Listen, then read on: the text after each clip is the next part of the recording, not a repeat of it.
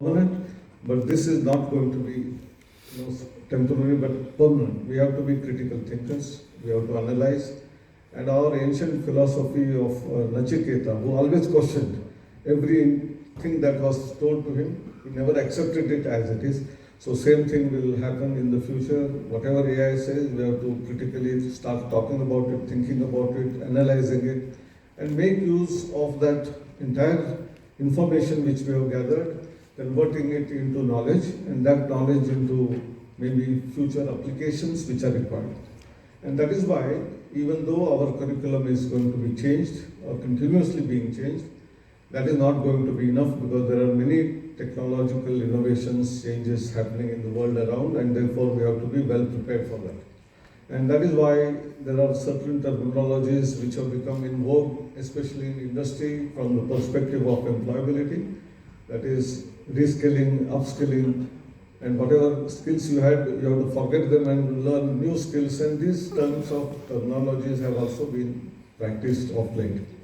And that's why, in a lighter way, many times I say, like our medicines have an expiry date, our degrees need also to have expiry dates.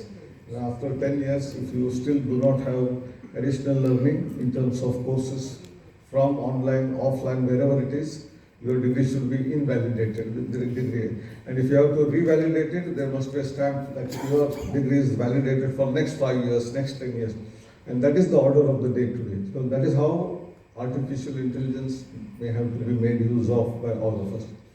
And for doing all of this, there are lots of facilitations which are required. One of them is the policy itself. So therefore, national education policy, when it talks about multidisciplinary education, very relevant, very important, because no product today in our day-to-day life is unidisciplinary. You take a laptop, you take a mobile phone, you take a camera, you take a satellite, you take aeroplane. It is all multidisciplinary. And therefore, how do we make our students prepared for multidisciplinarity? This is number one. Along with that, you also mentioned about language. That's very significant.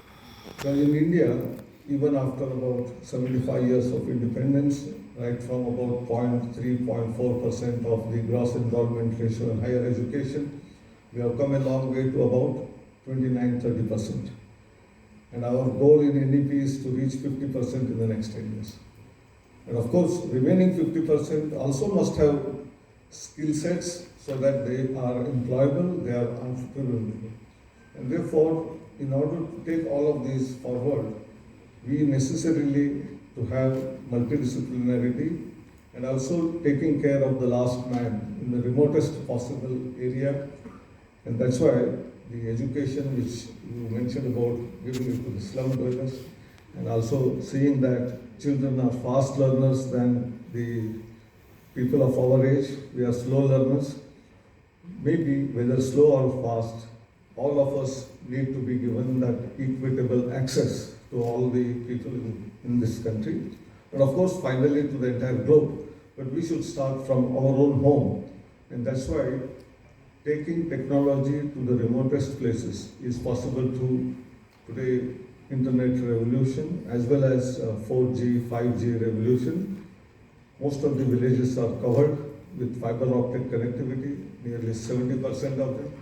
Whatever are left out, remaining 30% may have to be also addressed in the next couple of years, whereby no part of the country should complain that we don't have access to this digital education which you all are talking about. We're talking about AI. If that access is not there, how do we do it? And therefore, one of the founding principles in our education policy is access and equity. But along with that, a third dimension of quality is also added. Many times we increase numbers, but as said, that after graduation, in 1 year, while working in the company, if you are evaluating their performance and find that the difference between the top 10% and the bottom 10% is 13 times, it is a sad story. So what is ailing? And therefore, what needs to be understood is that motivation is somewhere missing. I got a job, I'm getting a salary, so I will continue. Chalta hai attitude is not acceptable. at all. And how do we do it?